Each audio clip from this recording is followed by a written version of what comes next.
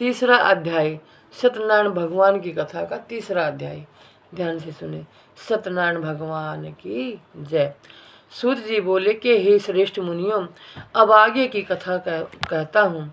पहले समय में उल्का मुख नाम का एक बुद्धिमान राजा था। वह सत्य वक्ता और जितेंद्रिय था। प्रतिदिन देव स्थानों पर जाता तथा गरीबों को धन देकर उनके कष्ट दूर करता था। उसकी पत्नी कमल के समान मुख वाली और सती साध्वी थी। भद्रशिला नदी के तट पर उन दोनों ने श्री सत्यनारायण भगवान का व्रत किया। उस समय वहाँ एक साधु नामक वेश्य आया। उसके पास व्यापार के लिए बहुत सा धन था।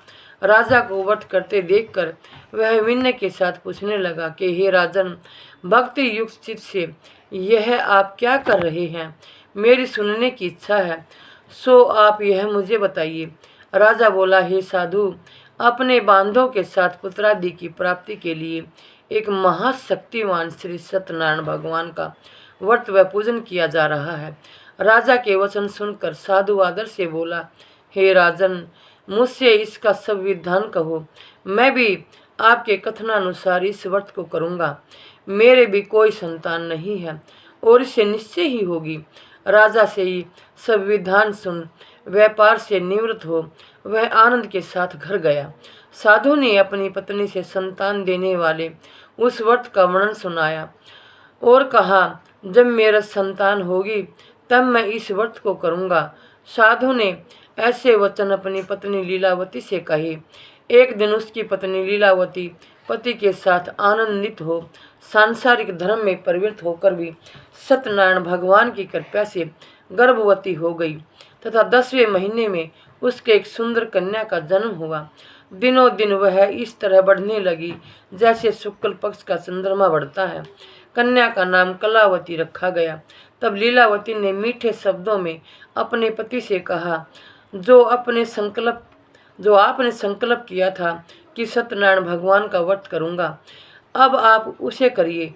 साधु बोला, हे प्रिय, इसके विवाह पर करूँगा। इस प्रकार अपनी पत्नी को आश्वासन दे वह नगर को गया। कलावती पितृगृह में वृद्धि को प्राप्त हो गई। साधु ने जब नगर में सखियों के साथ अपनी पुत्री को देखा तो तुरंत ही दूत को बुलाकर कहा, पुत्री के लिए कोई सुयोग्य वर देख कर लाओ। साधु की आज्ञा पाकर दूत कंचन नगर पहुंचा और वहां पर देखभाल कर लड़की के लिए सुयोग्य माणिक्य पुत्र को ले आया। उस सुयोग्य लड़के को देखकर साधु ने अपने बंधु बांधव सहित प्रसन्नचित अपनी पुत्री का विवाह उसके साथ कर दिया। किंतु दुर्भाग्य से विवाह के समय भी उस व्रत को करना भूल गया। तब श्री भगवान क्रोधित हो गए और शाप दिया कि तुम्हें दारुण दुख प्राप्त होगा। अपने कार्य में कुशल साधु बनिया जामाता सहित समुद्र के समीप स्थित होकर रतनसारपुर नगर में गया और वहां दोनों ससुर जमाई चंद्रकेतु राजा के उस नगर में व्यापार करने लगे। एक बार भगवान श्री सत्यनारायण की माया से प्रेरित कोई चोर राजा का धन चुराकर भागा जा रहा था, किंतु राजा के दूतों को आता देखकर चोर ने घबराकर भागते हुए राजा के धन को वहीं चुपचाप रख दिया जहां ससुर जमाई ठहरे हुए थे। जब दूतों ने उस साधु वेश्य के पास राजा के धन को रखा देखा तो उन दोनों को पकड़कर और राजा के समीप जाकर बोले, हम इन दोनों चोरों को पकड़ कर लाए हैं, अब हमें क्या करना है, आज्ञा दे। राजा की आज्ञा से उन्हें कारावास में डाल दिया और उनका धन छीन लिया। श्री सत्यनारायण जी भगवान के श्राप द्वारा उनकी पत्नी भी घर पर बहुत दुखी हुई और उनके घर पर जो धन रखा था उसे भी चोर चुरा ले गई। शारीरिक व मानसिक पीड़ा तथा भूख प्यास से अति दुखी हो अन्न की चिंता में कलावती एक ब्राह्मण के घर गई। वहां उसने श्री सत्यनारायण भगवान का व्रत होते देखा। फिर कथा सुनी तथा प्रसाद ग्रहण कर रात को घर गई। माता ने कलावती से कहा कि हे पुत्री, तू अब तक कहाँ रही और तेरे मन में क्या है? कलावती बोली, हे माता, मैंने एक ब्राह्मण के घर श्री सत्यनारायण भगवान का व्रत देखा है। कन्या के वचन सुनकर लीलावती भगवान के पूजन की तैयारी करने लगी। लीलावती ने परिवार और बंधुओं सहित श्री सत्यनारायण भगवान का पूजन किया और वर मांगा, मेरे पति और दामाद शीघ्र आ जाएं। साथ ही प्रार्थना की कि हम सब का अपराध क्षमा करे, सत्यनारायण भगवान क्षमा करे।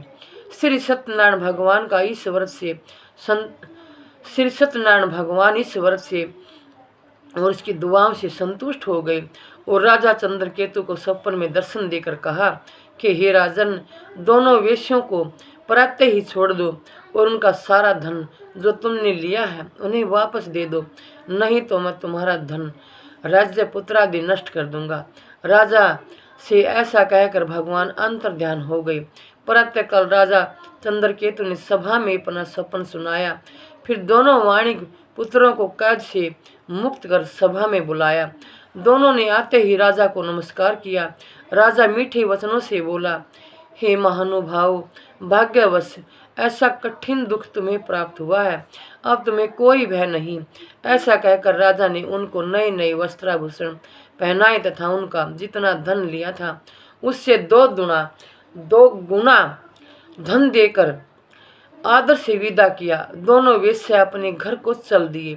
इति श्री सत्यनारायण व्रत कथा का 3 अध्याय संपूर्ण। श्री मन नारायण नारायण नारायण भज मन नारायण नारायण नारायण। श्री सत्यनारायण भगवान की जय। 4 अध्याय यानी 4था अध्याय ध्यान से सुने और सत्यनारायण भगवान का आशीर्वाद प्राप्त करें।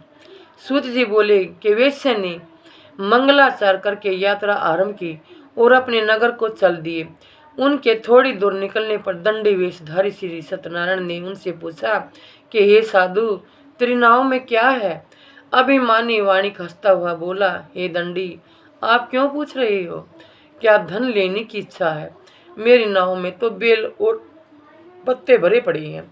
वेश्या का कठोर वचन सुनकर श्री भगवान ने कहा, तुम्हारा वचन सत्य हो। दंडी ऐसा कहकर वहां से दूर चले गए और कुछ दूर जाकर समुद्र के किनारे बैठ गए। दंडी के जाने पर वेश्या ने नित्य क्रिया करने के बाद नाव को ऊंची उठी देखकर अचंभा किया तथा नाव में बेल पत्ते आदि देखकर मूर्छित हो जमीन पर गिर पड़ा। फिर मूर्छा खुलने पर अत्यंत शोक प्रकट करने लगा। तब उसका दामाद बोला, आप शोक न करें, यह दंडी का शाप है, अतः उनकी शरण में चलना चाहिए, तभी हमारी मनोकामना पूर्ण होगी। दामाद के वचन सुनकर वह दंडी के पास पहुंचा और अत्यंत भक्ति भाव से नमस्कार करके बोला, मैंने जो आपसे असत्य वचन कहे थे उनको क्षमा करो। ऐसा कहकर शोकातुर हो रोने लगा। तब दंडी भगवान बोले, हे माणिक पुत्र, मेरी आज्ञा से बार बार तुम्हें दुख प्राप्त हुआ है, तो मेरी पूजा से विमुख हुआ। साधु बोला, हे भगवान, आपके माया से ब्रह्मा आदि देवता भी आपके रूप को नहीं जानते, तब मैं अज्ञानी कैसे जान सकता हूँ? आप प्रसन्न होइए, मैं सामर्थ्य के अनुसार आपकी पूजा करूँगा। मेरी रक्षा करो और पहले के समान नौका में धन भर दो। उसके भक्ति युक्त वचन सुनकर भगवान प्रसन्न हो उसकी इच्छा अनुसार वर देकर अंतर्ध्यान हो गए। तब उन्होंने नाव पर आकर देखा कि नाव धन से परिपूर्ण है। फिर वह श्री सत्यनारायण भगवान का पूजन कर साथियों सहित अपने नगर को चला। जब वह अपने नगर के निकट पहुंचा तब दूत को घर भेजा। दूत ने साधु के घर जाकर उसकी पत्नी को नमस्कार कर कहा, साधु अपने दामाद सहित इस नगर के समीप आ गए हैं।